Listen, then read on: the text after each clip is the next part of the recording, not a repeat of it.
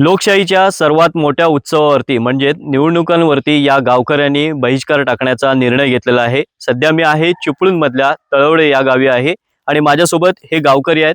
त्यांच्याकडे आपण माहिती घेणार आहोत। काय झाले काका, एवढा बहिष्कार कशासाठी टाकणार आहात? सर, तसं बघायला गेलं तर आमच्याकडं कुठलीच सुविधा नाही, म्हणजे फोनच्या बाबतीत, आणि नेट पण नाही। आज तुम्हाला माहिती आहे की जग जग जर नेटवर चालत असेल तर ह्या गावात आमच्याकडं साधी रेंज पण नाही। मुलांना 4-4, 5-5 किलोमीटरवर जाऊन फोन करावे लागतात किंवा आपली स्वतःची कामं करावी लागतात। आम्ही आमदार खासदारांपासून सगळ्यांना सगळ्या दळणवळण खात्यांपासून सगळ्यांकडे पत्रव्यवहार करून थकलोच आता। शेवटी शेवटी आमचा पण नाईलाज आहे की आता काहीतरी कुठंतरी पुढाऱ्यांना किंवा नेते मंडळींना जाग येण्यासाठी हा गावाने एकमुखी निर्णय घेतलेला आहे आमच्या 19 तारखेच्या ग्रामसभेत। तुम्ही काय सांगाल, किती गावची लोकसंख्या आहे? आमच्या गावची लोकसंख्या जवळजवळ 850-900 आहे। तर इथे असे प्रॉब्लेम आहेत बरेच विद्यार्थ्यांचे की आता बघा ऑनलाईन सगळा अभ्यासक्रम चालतोय। या मुलांचा, लहान मुलांचा पण अभ्यास नेटवरच येतोय, पण आमच्या गावात नेटच नाही। या ग्रामपंचायतीला आता सगळं सरकारी कामं म्हटली तर नेटवर चालतायत, पण आमच्या या ग्रामपंचायतीला नेटच नाही। महानेटवाले 2-3दा आले, रस्ते खोदतायत, त्यांनी लाईन टाकतायत, पण त्यांचं कामच नाही पूर्ण होत आहे।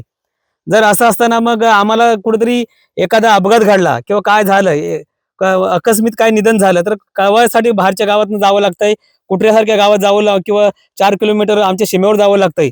तिथे रात्रीचं गेलं तर अपरात्री वाघ, गौरेडे यांचा त्रास होतोय। बघा, दिवसा ढवळ्या पण आता तुम्ही न्यूजला ऐकताय, प्रत्येक गावात ही बोंबाबोंब आहे। तर असा जीविताला धोका पत्करून लोक जात आहेत।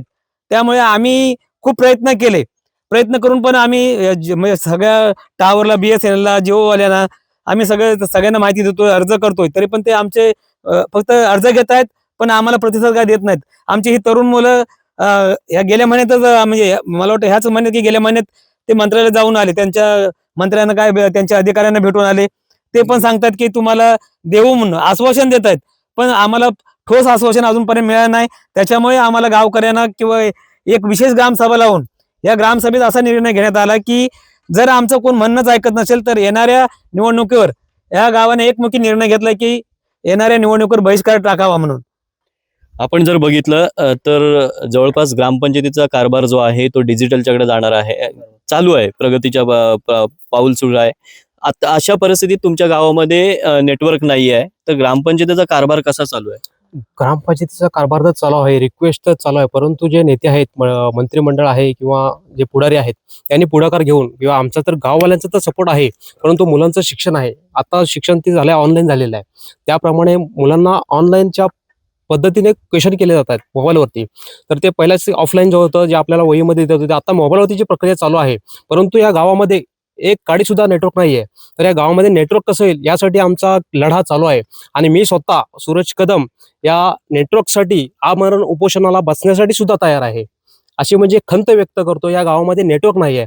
पुढारी आपल्या कार्यक्रमात जेव्हा असेल, वोटिंग असेल, मतदान असेल, त्यावेळेस गावामध्ये येतात, फेऱ्या मारतात, परंतु नेटवर्ककडे कोण लक्ष देत नाही। तर लवकरात लवकर या गावामध्ये नेटवर्क कसं मिळेल आणि आपली कॉन्टॅक्ट कसं होईल लोकांपासून, म्हणजे मुलांचा अभ्यास आहे, ऑनलाईन अभ्यास आहे। त्यामुळे इमर्जन्सी काय झालं आता तर या कंडिशन अशी आहे, 6 महिन्यामध्ये बिबटे घराजवळ अंगणामध्ये येऊन बसतायत।